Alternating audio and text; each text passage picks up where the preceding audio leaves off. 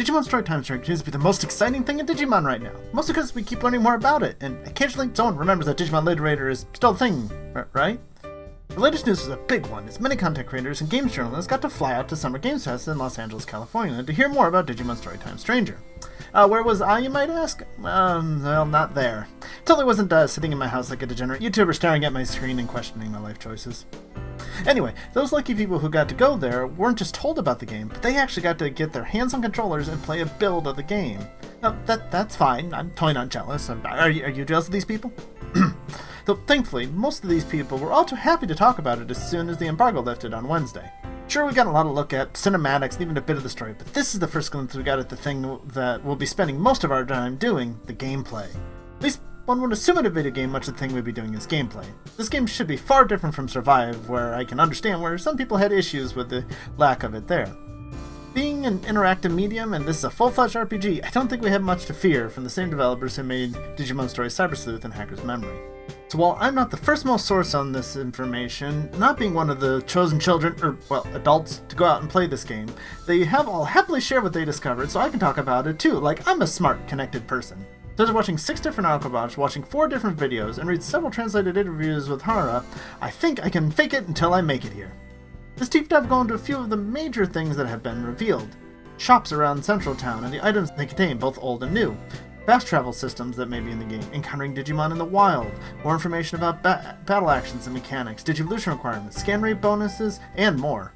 Some of the bigger things we still do not know about are the Digifarm, any form of PvP, and the card battle briefly teased in the last trailer. So you want to know what hours of me digging through every bit of information coming out of there could possibly give? Let's do this like a Jimon digging down and finding a corner store full of information goodies. So let's start in the central area that we have in the digital world. Well, Central Town. This bustling city is made to look and feel that way. Digimon are in every corner of the city and making the streets feel quite alive. Little groups of the Tamers Digimon hanging out in an alley, and Digimon Adventure 2 Digimon, that wouldn't necessarily ran him over with a tanker one, right? In the square. Even Digimon like Quadramon Blue flying around above to make it look alive. Even learning that apparently Marukimon likes to hang out behind the Bar Warrior's watering hole? Is he taking after his fellow Olympian Bacchusmon? One of the biggest things to find in the city for us here are the shops. Even in another world, consumerism continues to reign supreme. We'll start with the most interesting ones. Dynamicumon is running a shop that is actually different from what we have seen before.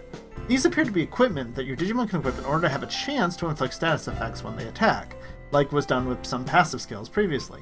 The effects seem normal until we see a crystal attack. Is that what Dot is now, or is this something completely new to the game? Right next door to him is Guapamon. Finally, they made use of this strange look of having CDs in his head, because he sells you CDs that will give your Digimon new moves. These appear to be consumed per Digimon you can use them on, but there's no limitation to what Digimon can learn which moves as long as you can find a CD for it.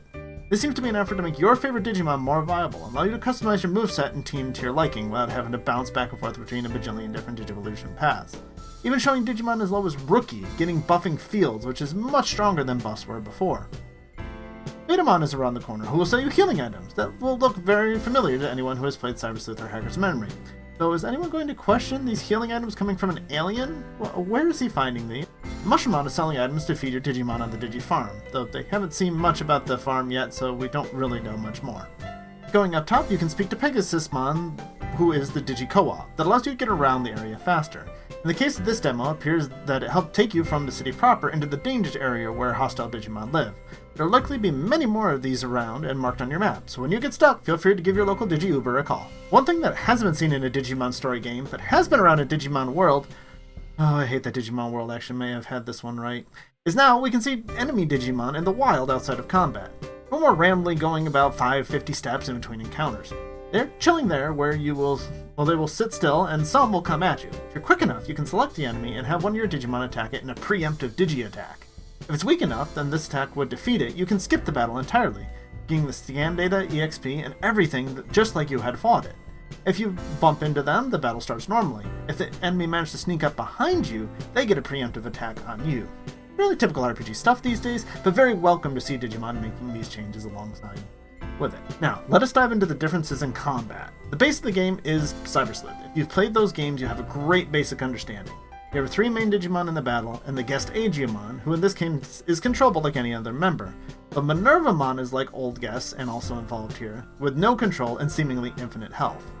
Now, with only 3 Digimon in your reserves, it's much harder to have 3 of the strongest type against opponent if you're carrying a balanced team. So that makes things harder, especially if eventually we have to deal with the other 3 attributes on top of that we're used to. Some bosses may take a second try coming back in with the right party. So thankfully, if you swap out a Digimon on their turn, that no longer skips that turn, and the new Digimon can attack that turn freely. Speaking of free turns, your agent can also help out. Instead of an item using your Digimon turn, it uses your tamer or agent's turn, so you can heal and attack in the same turn. However, they did think of some balance for this. Despite being able to carry around 999 of any healing item that you want, your agent action is limited to only once per round. So if you use an item, you cannot use one again until everyone has acted in the combat again. Also when triggering, you can trigger a chain attack to allow you to attack again, but you have to pay attention. Briefly after you attack, it may trigger a prompt to hit a button. If you do so successfully, you get to do more damage, or just nothing extra happens on a failure. This seems to replace the random combo attacks of Cyber Sleuth. There's a nice thing to break up the turn-based nature of these games to keep you engaged and paying attention. You will also want to pay attention to the Analyze screen. Digimon do not seem to have an element tied to them specifically, so finding out each Digimon's weaknesses can be important to get that extra 50% more damage if they're weak to it, just like in Hacker's Memory. As you hit a Digimon with each element, their information will update, and checking their information does not take a turn, and is always available. The UI will also tell you before you attack if it will be effective or not if you've already used that element on that enemy. Even the boss shown, Parrotmon, even changed faces and therefore weaknesses, so checking the screen often will be helpful to learn how best to proceed. The last thing added to combat is CP, which some have called critical points. I wasn't there, so I don't know for sure. Anyway, it appears the more elemental and type advantages you hit, the more CP you gain, and the more weaknesses enemies hit on your Digimon, you will actually lose CP. As this gauge fills up, you will be able to perform what are called cross arts. These change your phone or Digivice into the gun, and you can shoot it. The one shown was one to shoot your allies for a big team-wide buff to everything. We've seen an agent skill tree, so different cross arts should be available eventually throughout the game. Finally, let's look into the menu and what all you can do in between battles. Many of you who are familiar with the story games understand conversion by now. Counter the enemy enough times to scan it. 100% is convertible, more gives you some kind of bonus. In this game, 200% seems to give a bonus to maximum HP and talent. If you can't get that maximum HP back otherwise, it certainly seems worth waiting. For the first time, you can do this conversion anywhere, anytime outside of combat. No need to return to a Digifarm or Digilab in order to do this. Digivolution is much the same, with many different options for each Digimon. A Digivolution history has been added so that you can keep track of what all your Digimon have been, which is a nice touch. With no sign of memory coming back, it appears the limiter to your Digivolving too high too quickly is your agent rank. The Kakumon here is seen as needing an agent rank of 3 to unlock, so I would assume higher levels require even more. How do you increase your agent rank? That is still a mystery. Also, as a little bonus tidbit, as a little tease, when Terriermon Assistant did its playthrough, it walked up to a Deputymon in Warrior's Watering Hole. It appears to want to challenge the player to a card battle. Hara sadly said that there was no time for that, so we didn't get to see it, but seems like just random Digimon in the world play the game that you will be able to challenge. And that covers everything that was shown in the gameplay that I've seen. Let us dip into a couple of the interviews with Hara Ryosuke for some extra little tidbits. They really want to emphasize that this game leans into Digimon bonds and the strength of that. Time element possibly even shows how it transcends time and space, like Ghost Game did once and never again. That even ties to the very design of the digital world Iliad. As a quick treat for you Steam Deck user, it's not been completely confirmed, but it is looking good that this game will be compatible. Also, it was a conscious decision by the team that they wanted your favorite Digimon to be viable. That is why it is much easier to get the kind of moves that you want from the CDs to help you use whichever Digimon that you like. His stated focus of a story game like Time Stranger is battle, exploration, and training. Assume a little bit of story in there too, but that's my words, not his. The things that most mainstream want, and that world games with the life cycles have their place, but aren't the widest appeal. This is their push to appeal not only to Digimon fans, but to those who haven't played a Digimon game before. And there you have it. Everything I was able to dig up about the latest reveals for Digimon Story Time Stranger at Summer Games Fest. They've been good and lasted this long in the video. Why don't I give you a little extra bonus? See, shortly after, there was information from the August V-Jump that teased 2 brand new Digimon that are coming to Digimon Story Time Stranger have never been seen before. Now, if you're worried about spoilers for brand new Digimon and want to find them in the game instead, this is your warning. One of them was already all over social media, so you have likely seen it. Alright, one ready? Okay, the first new Digimon is the ultimate level Skull Seedramon.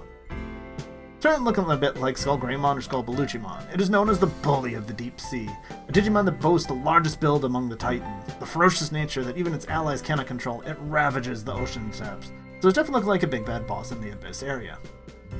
The other one that was revealed is Sharkmon, a Titan leader who invades the entire Abyss area. It is an ultimate Digimon that wreaks havoc with its mechanized body and high-speed swimming characteristic of sharks. So, look out for both of these to be bosses down there, and pretty much always in a story game, if they're bosses, it means that we will be able to recruit them ourselves. So, thank you all for watching all the way here to the end of the video. I really appreciate it. If you did make it this far, make sure you leave a like and comment and let me know what you're most looking forward to in Digimon Story Time Stranger. And if you're looking for the latest information that came out from the reveal trailer, I have a video right here. And if you're still curious about which edition of the game you should buy, I have a video right here that should help explain everything that's coming with each edition.